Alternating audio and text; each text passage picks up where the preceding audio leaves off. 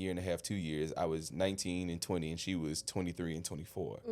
You know what I'm saying? Totally Oh different. Lord, she a good one because She I is. don't date young. She is. She is. She got that. I don't know, man. But if I can also keep it a bean with you, I lied to her the first time we met. So the first time we met, we were going to AmeriCorps. AmeriCorps is a version of the Peace Corps, but domestic, Yeah. right? Oh, look at you. I be knowing a little something. Okay, look at you. So we were going to AmeriCorps, and I was flying out of Birmingham, and me and this guy met that we were going to the same program, and he was like, "Yo, bro, how old are you?" I was like, 19. He was like, "I'm 19 too." He was like, "Bro, we got to tell the girls that we 20, bro. Ain't nobody gonna want to talk to no 19-year-old dude." And I was like, You ain't lying. "That's a fact." I'm like, "Oh, that's all right. Say less." Teenager got to go. That part. So when we got there, literally me and him ran into my wife, her roommate, and one of the friends they had made the very first night we were there. And I got her roommate number. Oh. Yeah, and then my homie got her number, and I just kept talking to them and got to the point where we were all hanging out to the point. I'm like, a lot more. I like, hey, like, but I'm not saying nothing about it. Long story short, we ended up together, and she found out like maybe like 2-3 months later. She was like, "Bro, why is your driver's license vertical?" I was like, "What you mean?" Look, what you mean? And she You was like, like, huh? and I was like, "What you mean?" And she was like, "Why does it? You're 19? All right, wait." But yeah, as she always say, I was in too deep at that point. But yeah. So when we broke up later on, I think I needed to take the time to grow into the man she needed and understand what it meant to be, I don't know, a man that can take care of himself first. Because I don't even think I was at that point of being able to take care of myself. Yeah. I knew how to take care of other people because as a young black man, I grew up a little too early. So financially, I knew how to be the man of the house, but I thought that was enough. And it's not enough. You know what I'm saying? You got to actually be a husband. You actually got to be a lover. You also got to be a father. You also got to be a partner. You got to also be a safe space. So it was like I had to learn how to create all of that. I had to learn how to be all of those things. A lot of people think that being a husband and being a father or just being like a boyfriend is just that one title, but it's more than that. It's always more than that. Right.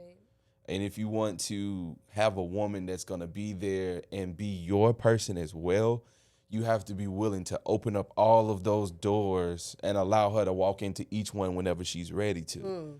You know, it is not necessarily like one day I'm going to have to close this door because you're bothering me, you pissing me. No.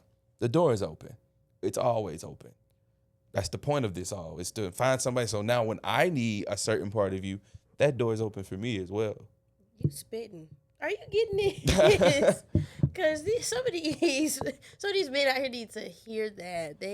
And I feel like, but not even just men, people in general. I feel like people date just to say that they have somebody, and they don't understand that, like, the relationships that you have with people, whether they be romantic or just platonic, like, they really can make or break you. Yeah. Like, you have to be intentional about who you're allowing into your space and understand purpose. And I think once you get that, you're not going to be so quick to partner up with just anybody.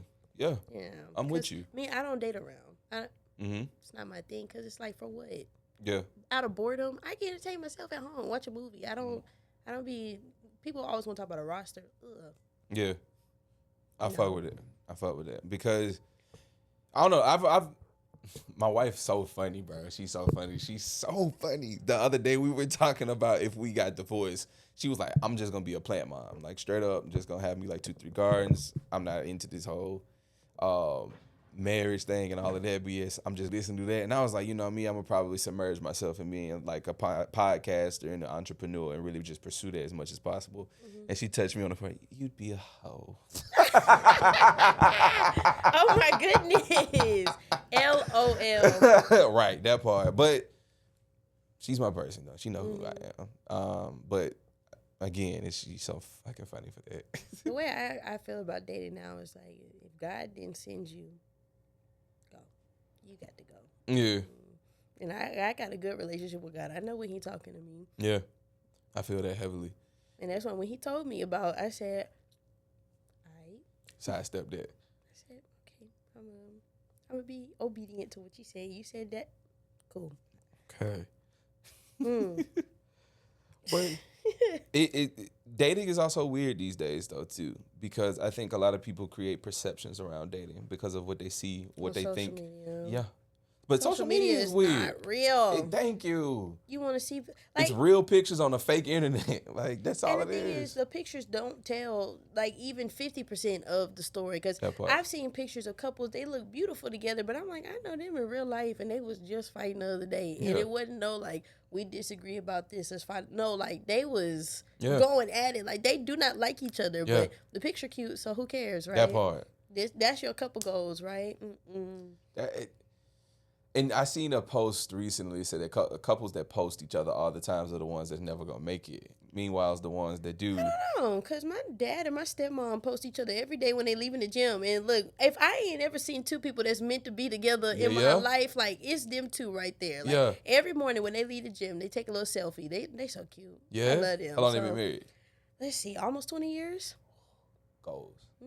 Goals. It's never the photos. It's always the time for me. That's always the goal. And with them, it's like how they interact with each other, how they talk about each other when they're not in each other's presence. It's like you would think that they just fell in love with each other yesterday. Like, as it's supposed to be. Anytime I'm on the phone with my dad, we be having a good conversation. Like, stepmom called me, gotta go, bye. Yeah. I'm like, because we've been yapping. We've been yapping. But that's my favorite part of the pod is going back and watching the pre-episode yap. That yap session be good. I'm gonna have to really go back and get it. I got a PhD in yapology. Oh, I can talk all day. Look, if a topic is interesting to me, I got plenty to say. That's how I got to what I'm How doing left now. field are you with topics like anything? As long as it's not something like super ignorant or anything like that, like Obviously. but I can talk about pretty much anything Okay. if I'm knowledgeable about it, and if I feel like I don't know enough about a topic, I won't talk about it, and I'll say that because I don't like people who they know that they don't know something about a topic and they will still insert their foolish opinion anyway when they could just shut up. People like that scare me. Me too. Because I feel like you don't have no self-control is what it actually is. And I feel like the smartest people are the ones that know that they don't know anything. Yep. They're always open to learning and being teachable. Yep. I took this contracting position one time, and the owner, he used to hate LeBron. Hated LeBron. That's what I'm saying. Hate LeBron Man, right here. Look. I'm fucking well heavy, man. See what I'm talking about. So he was like, he just hated LeBron. Every day it was always LeBron slander. So one day he said, LeBron's so stupid. He got all of these people telling him how to run different parts of his business, and you the owner. And I was like, you don't know how dumb you sound in just saying that. Like, the smartest person in the room knows that they're not the smartest person in the room. That's always what it is. And so the fact that you even uttered that sentence means you gotta that get away from me. I couldn't wait to quit that job. That was the dude I told you I seen in traffic recently. Same guy. That you seen him in traffic. Yeah. You know what? And it felt great. Because at the time when I was working there, I was driving like a 2008 pickup truck. I dropped top Lexus down. I was sitting next to him in traffic. Yeah, look at that. Period. Yeah. What you mean? Couldn't wait to leave there. But yeah. What a time. What a time. Man, oh man. Yeah. All right. You ready? I'm ready now. All right, yo, welcome to the Talk Vibe Hustle podcast. I am your host, K Bugs, and this episode we got a dope one for you, all right? Talk Vibe Hustle is a podcast where we dive into the mind and the passions of the most influential and inspiring people in the city. Today we got Mya. We have Mya of many talents. This is what I'm going to start calling her. Because as we sit here and talk, I learned that she has many interests and talents. And my homie, I think we come from the same planet. Would you agree? We might. We just might. I don't know. But let's celebrate you and who you are. And first of all, let's talk about the fact that you're in the city, but you're a transplant.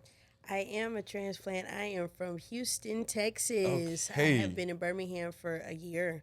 A year? Yeah. At the beginning of next month, it makes a year. All right, you just rocked me with that. That's tough. Oh, I got so many questions now. Ask away. So many questions. Okay, first thing first, what do you think about the city as compared to where you're from? Oh, Birmingham is beautiful. Okay. The nature, the mountains. We don't have any mountains in Texas. Yeah. It's flat. You know, the fact that I can go hiking and stuff, I love it here. I think this is one of the coolest places that I've lived so far. And I used to live in New Orleans, so that's saying a lot. Yeah, that does say a lot. I lived in New Orleans No as shade well. to New Orleans, though. I had a great time while I was there. That part. And New Orleans is amazing.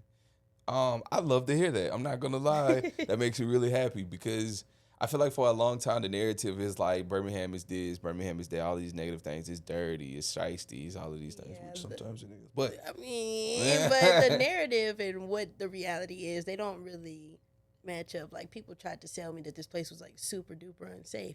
I feel more safe here than I did back home. I rock with that heavy. I feel like that too. Birmingham, people say that, and I think it's just, again, from First 48. But other than that, like, Birmingham's actually a relatively safe place. I was with my brother the other day, and he was with me, and we went and just ran a bunch of my different errands that I be running and stuff. And he was like, when we were on the way home, he was like, bro, you know what I just realized? I said, what? He said, I didn't have a pistol with me all day. I said, yeah, because you with me, bro. And we ain't, long as you ain't on that side of town, you don't really need all of that, bro. And I ain't gonna be on that side of town if Yeah, I can help it. that part. I be at home. That part. And it's funny. He's funny. It's crazy though, because people do. That's the narrative. That's really the narrative. Kill that narrative, because That part. it's not. This is really a cool place to be. Like, again, I felt like I was more in danger back at home, or even when I lived in New Orleans versus here. Yeah. Like, they try to say, oh, they be shooting. Yeah. Not really. Yeah. Like, sometimes, but not really. And no, here's the thing. One thing I've learned, especially just from my job, is that a lot of times when you see violent crime, it's either something that's probably drug related or it's a crime of passion. I don't sell drugs, and I would hope that nobody in my circle wants to kill me. So, I don't think I have to really deal with any of that. I be home chilling. That's so funny. Yeah, that's so funny. Facts. Just saying. Yeah. So now that you mentioned your job, what brought you to Birmingham? So, for those that don't know, I am a news reporter. That is what brought me all the way here from Texas. For the last 2 years that I was in Texas, I was in Beaumont at my first news station. Okay. And then I got the offer here, and I moved here December 7th. Wow. What does your background have to be in order to qualify for that?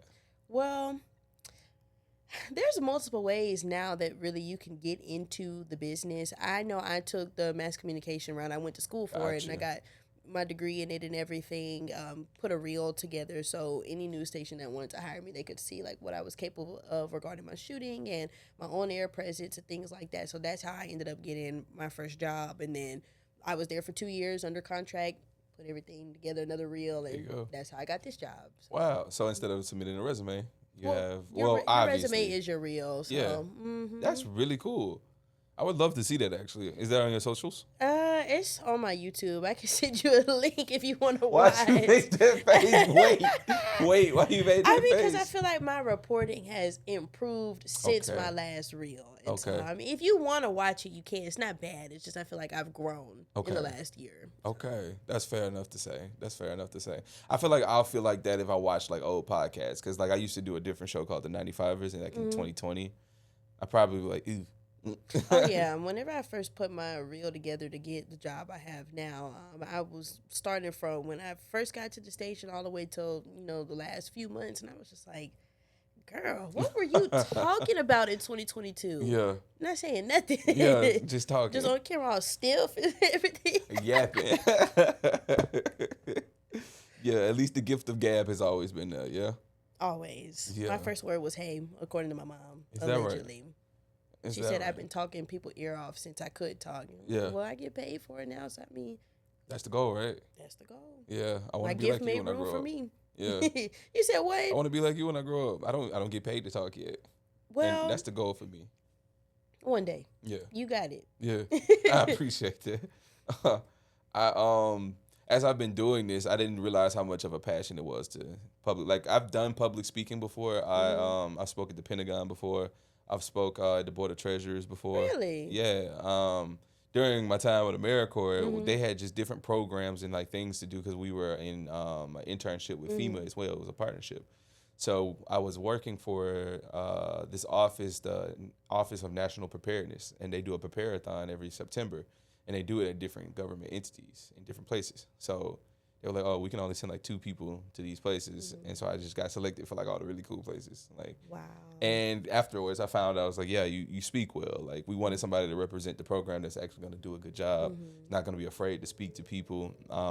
So when you Google me, it's like one of the first pictures that comes up is me at the Pentagon. That's really cool. Yeah, it was dope. You want to know a secret? What? I hate public speaking. Really?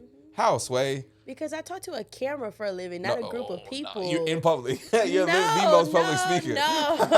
Listen, because I can focus on the lens, like on the lens. That's crazy work. And that just be that, but looking at people and they're looking, oh my God.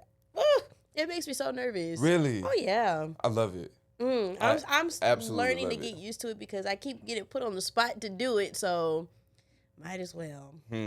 Definitely got put on the spot at the show. Man, twice. Because he made me pray too backstage. Oh, yeah, he did. That's right. I forgot about that. Like, just because I'm a PK, don't. All right. Yeah. Type. Yeah. Very unserious. Yeah. That's dope though. But this whole journey of doing this whole podcasting thing, it's really opened my eyes to what Birmingham has to offer. Like, I've been here, I grew up here, but I also lived away for so long that now coming back with a purpose, it really feels nice. I'm not gonna lie to you. Oh, I bet. Yeah. Like you said, Birmingham has a lot to offer. It does. And I guess, that's just my perspective from the outside looking Yeah. in. I'm not from here, but this place has a lot to offer. It does. Seriously. It does. It does. Thanks, man. Look at this guy.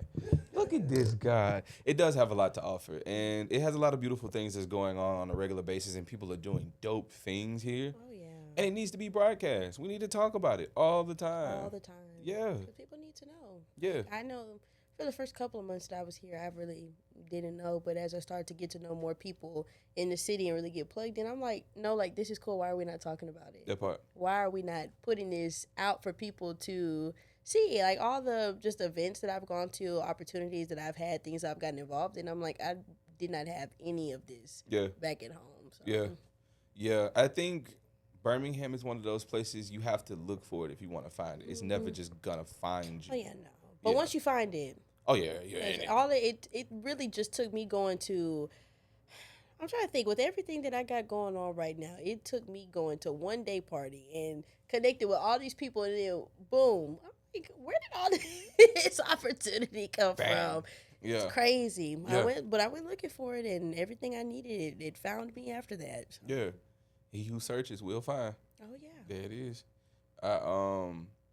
I love it though. I love it here. This is my first time really spending time really getting to my creative bag, and I'm loving it though. Like, the whole public speaking thing. Like I said, I thrive off of that anyway. My last position I had with FEMA before I left was I was on the team that did all of the onboarding and bringing like new people in. So every 2 weeks we would do an orientation for like 85 people. Ooh.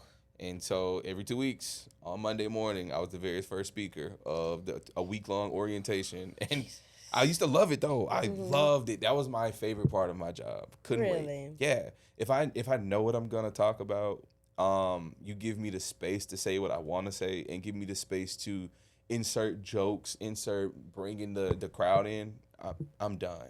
I don't care the size of the crowd. I got it. Give it to me. I got it. You know what I mean? And so I kind of feel like that's why Stuss asked me to be the host of the show. You did great, by the way. Thank you. I really appreciate that. Like I said, it was only my third time ever hosting the show. You were funny. Yeah. And I told you, people like funny people, so. Yeah. See? Keanu, my wife be talking about I be being too funny all the time. I play too much. Nah. Nah. I be hearing that sometimes, too. I'm like, well, I'm not finna stop playing, so I don't know what to tell you. That wouldn't be me. Yeah. Because if I was serious, everybody could be, oh, what's wrong? Yeah. Y'all said I play too much, so. I can't even take myself serious. You're hilarious, yo. So after we talked about your career, let's talk about a little bit of the poetry that you did at the show. Let's get into that because you were in your bag. I messed up though. And nobody else knew that. Yes, y'all did because I had to play my phone so I could. Well, anyways, I don't know that. Well, what do you want to know about the poetry? All of the above. How did you start? What made you start? What's the inspiration these days? Do you still write? Oh yeah. So how I started poetry. The very first poem I ever wrote was when I was like 14. I don't even know where that poem is. And I took a break for like 4 years. Did not write again until I was 18 years old. And really, that just came from I'm a lover girl at the end of the day. That's just really where it comes from. And Rock with that and there heavy. was somebody I was talking to at the time, and I felt all these things and I wanted to express them, but then we stopped talking. Mm. But I still had all these emotions. So I'm like, I need to find a way to get it out. So I just wrote, and then I looked at the poem afterwards. I was like, I could write like that. And so I read my poems for a few of my friends at school, and they were like, "You wrote this?" I'm like, "Yeah." And I realized just how good it felt to be able to get all of the things that I did not always know how to express out in a way Right. that fuel creativity for, because I've always been somebody who's been a creative, like from praise dancing to singing in the choir at church to theater kid, all this stuff. Like I'm a creative. That's just what I do. So to find a new outlet, especially because I never thought that I would be a poet. Like you think about how they try to teach you poetry in school, and it's like write a haiku and all these things in a Yeah. format. That's not me. I just want Robert to Frost. right, and no shade to him, Yeah. but I just wanted to be able to write in a way that made sense to me, and it allowed me to feel free emotionally. And so going off to college after that, I spent my whole entire freshman year just constantly writing things about, love and relationships and people I was talking to at the time, some of the things that I dealt with regarding insecurities. Because I love me now, There you but go. when I was a little younger, I still struggled with that and really seeing myself for who I actually am. And I would write about those things as well. And there would be open mics at school and stuff, and I would go out and perform. Now, I did take a break somewhere like around fall 2019. I had some things going on in my life at the time, and I probably was inconsistent with my poetry for the next 6 years. It wasn't until this year that I finally got back into writing on a consistent basis Gotcha. again. I think just being in a new environment, getting around different people, It'll do it. and then just some life events that sparked some creativity in me again. Yeah. Helped me feel inspired to write again. I was like, okay. So to answer your question, yes, I do still write. Yeah. My most recent piece that I wrote might have been like 2 weeks ago. Okay, Something really like recent. that. And then I did just put out a poetry book. And so that was. Talk to me. I actually got it with me. Let me see. That's what we talking about. The Dreamer's Diary. There's 24 poems in here, and this is Okay. a collection of stuff that I wrote from that poem I wrote at 18 all the way to something that I wrote in the middle of October. Nice. Yeah. And it follows the theme of love, loss, the courage to love again, and it centers some things around grief and heartbreak and discovering myself again. And so people just kept telling me they liked reading my work. So I was like, I guess I'll put it out there because somebody guess. might benefit from reading it. They might read it and feel like, somebody's expressing all the things that I don't know how to say. So. Yeah. Okay, shout out you. Let me clock that T. What they be saying? That's my little thing there. Shout out you, because I think that oftentimes there's a lot of people in the world, like you kind of just said, is they don't know necessarily what they're feeling, but when they read it, it just kind of floods out. Like, oh God, it's exactly how it is. The poem that you did during the show, what do you mean? First of all, what do you mean you messed up? Well, okay, which one are you talking about? You did two, correct? Okay, yeah, I did. The second one. Okay, so I kind of forgot where I was going at one point, so I had to pull up my phone and just look Oh, real quick. okay, but then okay, I okay, remembered okay. after that. Yeah, I was just a little yeah. nervous. I was a Yeah, little I nervous. do That remember that was one of my lover girl pieces.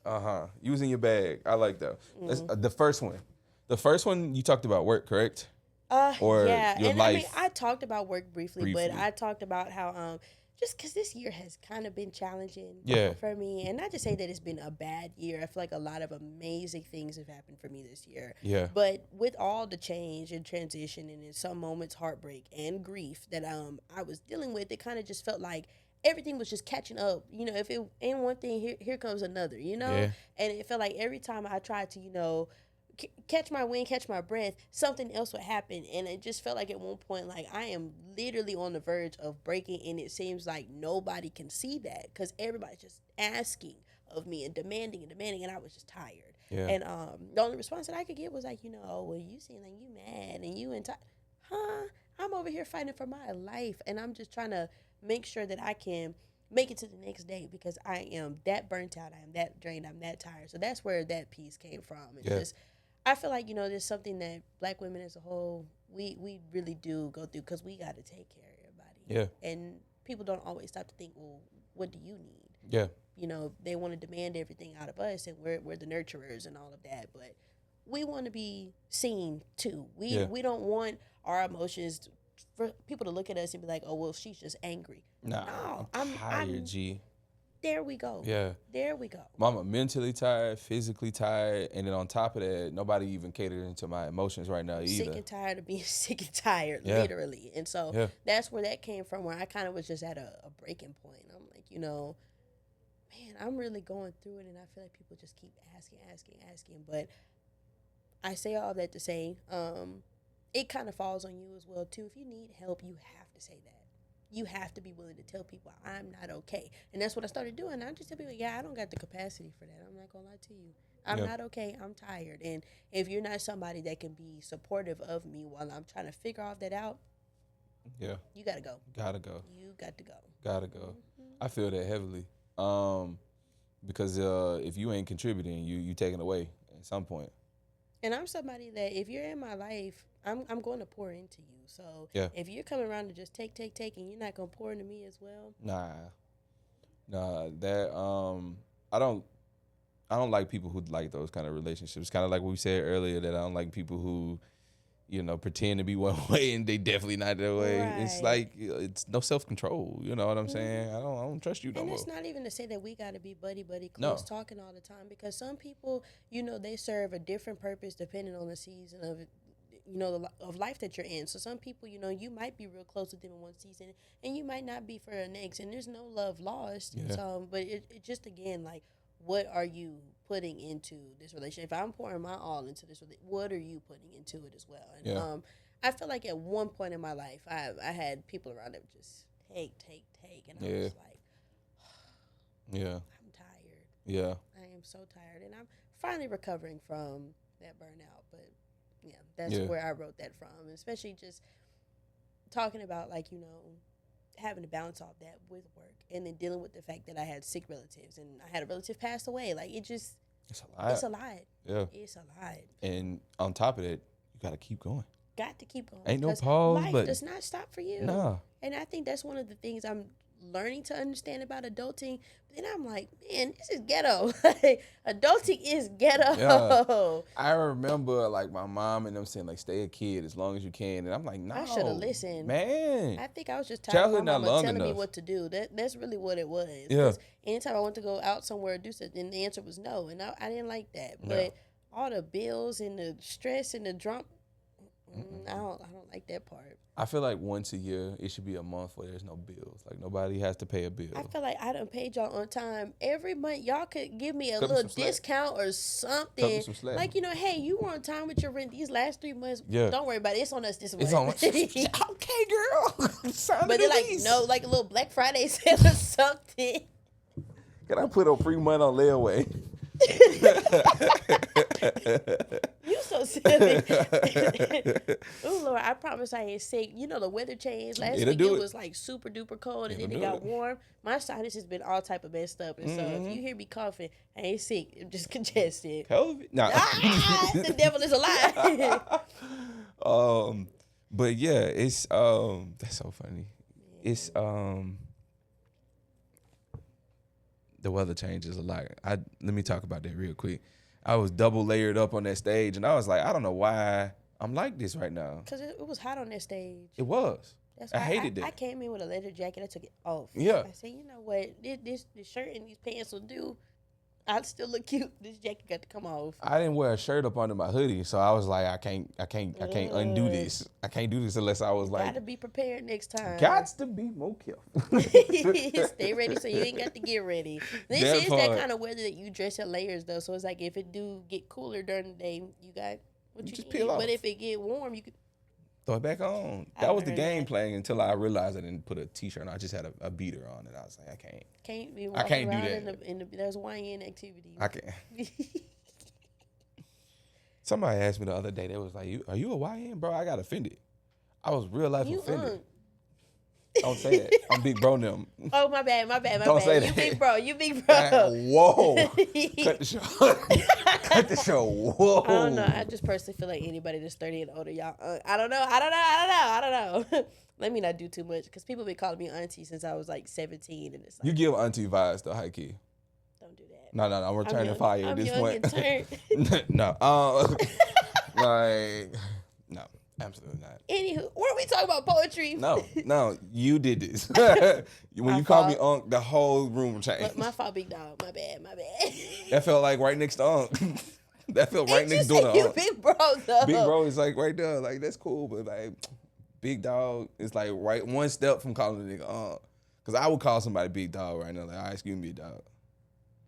Sometimes people call me big dog. Back to your poetry. I'm sick of this. So, love a girl. Oh man. Lord, what you finna ask me? Cause you know what I'm finna ask you. It's time. We've been leading up into this moment. You knew to Birmingham. You said you would love a girl. Mm-hmm. So where's that led you since being in Birmingham? Have you had any success? You feeling yourself? You liking it here? What's the scene talking about? Got it. Next subject. We'll be back with more. And back to you. I'm where God has me. I'm right where God needs me. Okay, that's good. That's a good thing. That's a good thing. That's a very good thing. I've learned a lot about myself and what I want, what I need, and I've experienced something healthy. I feel like for the first time, where I feel like I'm not the one who's constantly pouring into somebody and I don't get anything back in return. So I hope that answers your question. It answered it enough. I think we were talking about this conversation earlier. Pouring into somebody is giving them the space to also pour back into you. And that's the healthy part. So that's what's important. Oh, yeah. But the lover girl in me learned to stop trying to be people's fixer. Like, I feel like I was always, I would see people struggling with X, Y, and Z, and I'd always be like, oh, I can love them through it.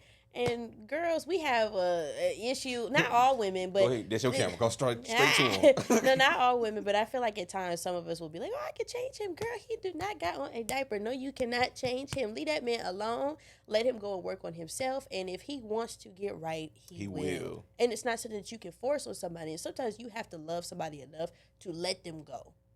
Because if you don't, you're enabling them. And that was something that I had to realize. And I'm like, I deserve to be loved better than this.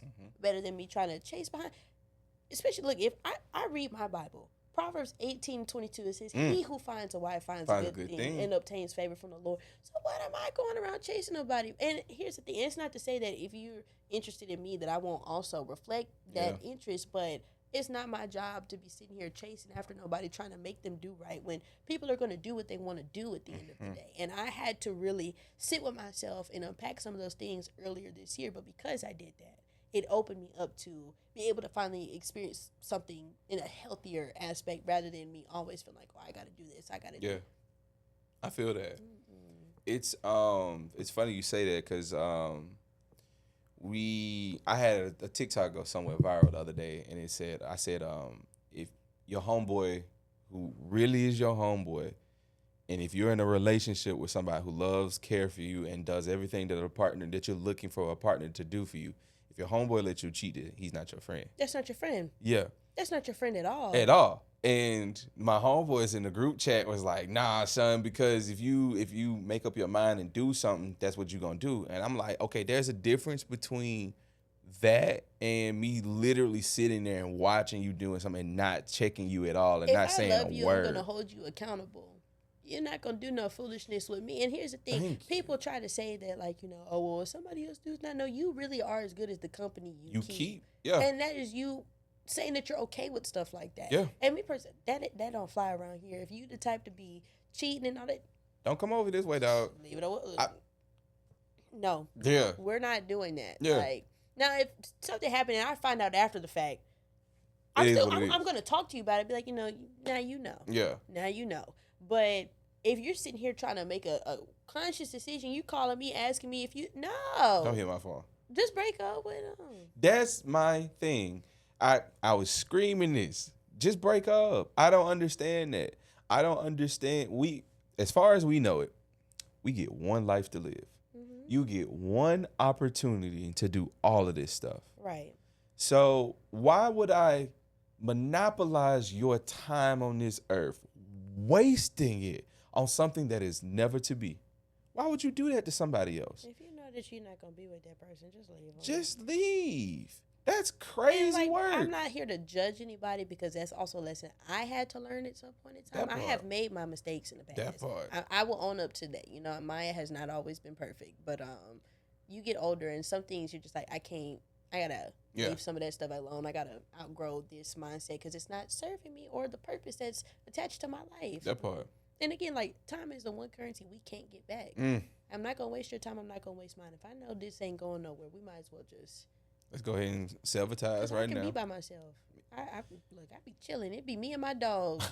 What kind of dog do you have? I have a Beagle Lab mix. Okay. My little baby. What's his name? Oh, I don't want to talk about that because he has a very interesting name, and I don't even feel like telling the backstory. Say this. This nigga named Dougal.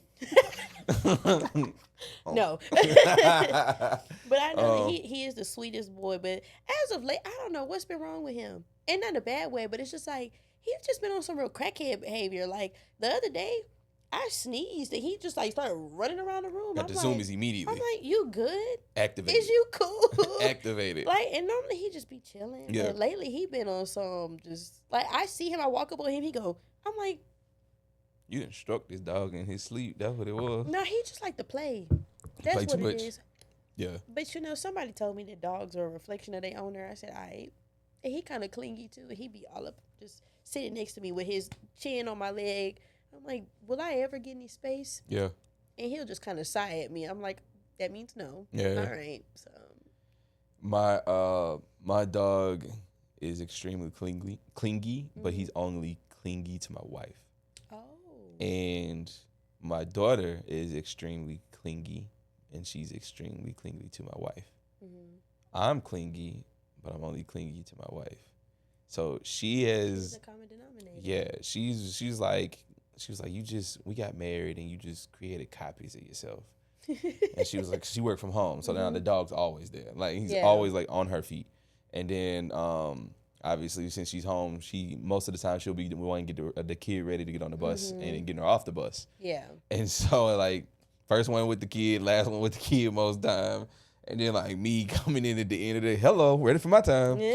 But it's so funny because, like, me and my dog, I just love-hate relationship. Like, I like animals. I like dogs. I don't like my dog because he likes my wife so much. It bothers me. Don't be hating on the dog. Nah. It bothers me to the point of, like, I can tell it's like a territory thing. And it's weird. And I know it's weird. Not you and the dog beefing. Yeah. But, like, in any random time in our house, you'll hear me say, get away from my wife. Like, that's just how I feel. Look, y'all, this is a sign of a man that really loves his wife. That part. I know that's right. That part. I really do, man. I'm almost dangerously in love. But it's for the best way, in the best way. I get everything I want out of life when I'm with her. That's so beautiful. Straight up. That's gang them. You know, it's crazy. Like, people say, like, marry your best friend, but, like, righteously, my wife is my best friend. We like the same stuff. We got matching anime tattoos. You know what I'm saying? Hell yeah. From what anime? My Hero. Okay. My little sister been asking me to watch that. I need to watch it. You should. It's amazing. I've only seen Naruto, so. That's it. I just got an anime, like, the other year, so. The other year is crazy work. I'm one of the admins for the anime club, the Black Anime Club, too. So if you ever want to come through, pull up. We got the gang them. We'll be having a good time. Type. Know what you mean. I know what you mean. What's our time stamp at? We've been rolling. 50 minutes. Okay, cool. Dang, we can roll into the end. We've been yapping. I know that's right. I like that. Let's get into our final questions then. Let's do it. So, I like to ask our guests 3 questions at the end of the episode. And I kind of just want to hear what your thoughts are. Okay. First question. If your life was a movie and it's been rolling on the screen, there's an audience and everybody's been watching for a while, what do you think they'd be screaming at the screen at right now for you to do next with your life? Oh, that's a good question. We got it. That's a good question. We got it. What would the audience be screaming at me right now? Probably, girl, be patient. Stop trying to rush things. Just wait on God and be patient. And probably also don't be afraid to take a chance on yourself. Okay. I like that answer. Dope. All right, second one. What's the most inspiring thing someone has ever told you?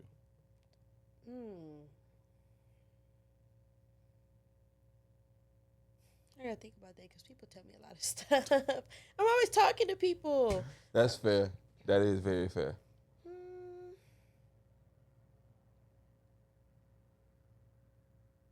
I have to say it might have been after one of the stories that I did in my last news market. And somebody was telling me that their son watched a story about some information that I gave out, and that it helped them get a new job and essentially turn their life around. And for me, all I did was show up for work that day, Huh. and just to know that me doing my job and trying to do it to the best of my ability had such a major impact on somebody's life. It's like, wow, like maybe I will keep going, keep doing this, keep seeing where it takes me. Yeah. You're Stuff touching like people's that lives. makes me feel good. Yeah. Hmm. Okay. Shout out to you. Because that's dope. I feel like that's like the end goal for me is like to get a story like that out of this podcast. And like, 'cause And it's just one. I don't care about people really knowing me. Yeah. Like I know that comes with it. That's a given, but I don't focus on that. I don't focus on doing something so people can recognize me. Sometimes I be hiding when I be in public, so people don't be like, "Oh, that's the I be hiding." But Stop it. no, really, really. But it's just about being able to, be of service to somebody else, to help somebody with the stories that I tell, whether it's through news or it's through poetry or whatever else that I decide to get into. Like I know I'm an aspiring filmmaker. I'm getting into like social media and marketing and things like that. So if what I can do really just can help somebody else out, that's all that matters to me. Like, and part two to that question, I know somebody has told me before that like the things that I've said to them, how I've poured into them, encouraged them, or whatever, saved their life. And I'm Really? like, man, That's cool too. That's huge to me as somebody who has struggled with their mental health for over a That part. decade. To hear something like that, it's like, man, because I get it. I've been that low before. I know how it feels, and just to know Yeah. that me just being me and just choosing to love people the way that I do can make such a difference. It's like, wow. Yeah. Do you go to therapy?